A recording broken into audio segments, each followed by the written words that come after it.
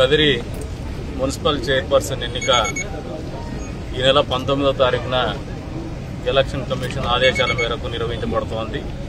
అందులో భాగంగా గతంలో అవిశ్వాసానికి ఎవరైతే వైఎస్ఆర్సీపీ పార్టీ తరఫున గెలిచినటువంటి కౌన్సిలర్స్ మాకు మద్దతు తెలిపి అవిశ్వాసంలో నెగ్గే విధంగా తోడ్పడినారో వాళ్ళందరూ కూడా చంద్రబాబు నాయుడు గారి పరిపాలన మీద, ఆయన ప్రభుత్వం మీద, అదే రకంగా భవిష్యత్తు రాజకీయాలకు ఆదర్శంగా నిలుస్తున్నటువంటి యువ నాయకులు నారా లోకేష్ గారి నాయకత్వం మీద అపారమైనటువంటి నమ్మకంతో తెలుగుదేశం పార్టీలో చేరాలని వాళ్ళు నిర్ణయం తీసుకోవడం జరిగింది. అందులో భాగంగానే ఈ రోజున వారందరూ కూడా తెలుగుదేశం పార్టీ తీర్థం పుచ్చుకున్నటువంటి పరిస్థితుల్లో మీరు అందరూ కూడా చూస్తూ ఉన్నారు.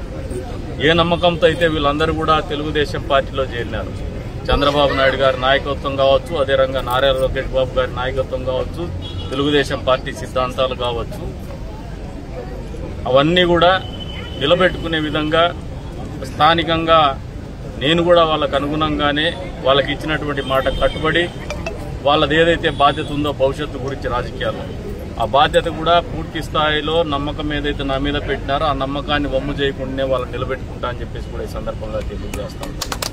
ఈ రోజున మున్సిపాలిటీలో అభివృద్ధి కుంటుపడినటువంటి అభివృద్ధిని ముందుకు తీసుకోవాలనే సత్సంకల్పంతో వారందరూ కూడా ఈ రోజున పార్టీలో ప్రభుత్వంలో చేరుతూ ఉన్నారు. నిజంగా ఒక మంచి ఆలోచన ఇది. ఎందుకంటే స్థానిక సంస్థల్లో ఒకరుండి అధికారంలో ఇంకొకరు ఉంటే డెడ్ లాక్ సిచ్యువేషన్ వస్తూ ఉంటుంది. ఇప్పుడు కూడా అంటే డెడ్ లాక్ సిచ్యువేషన్ అంటే నిర్ణయాలు అమలు చేయడంలో లేదంటే అభివృద్ధి సంక్షేమం అమలు చేయడంలో కొంతవరకు ఇబ్బందికరమైనటువంటి పరిస్థితులు పరిపాలనలో ఎప్పుడు కూడా నిత్యము కనపడుతూనే ఉంటాయి.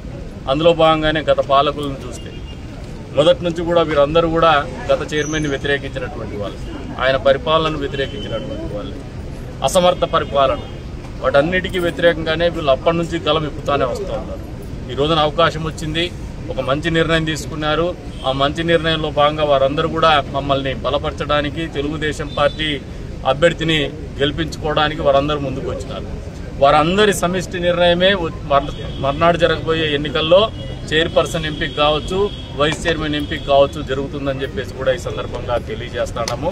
కాబట్టి ఏదైతే నమ్మకంతో వాళ్ళు ఈరోజు మమ్మల్ని వచ్చినారు, మా దగ్గరికి వచ్చినారు, మా పార్టీలో చేరినారు, వారందరినీ నమ్మకాన్ని వమ్ము చేయకుండా వాళ్ళందరి అభిప్రాయాలను గౌరవిస్తూనే నిర్ణయం తీసుకుంటామని చెప్పేసి కూడా తెలియజేస్తున్నాం. మీలో కూడా ఒక అంబిగ్యూటీ ఉంది, ఎవరు వస్తారో ఎవరు రారో. కందికుంట ప్రసాద్ చాలా చూసినాడు, మెడకు చుట్టుకునేటువంటి పెద్ద సమస్యలేం కాదు ఇవన్నీ.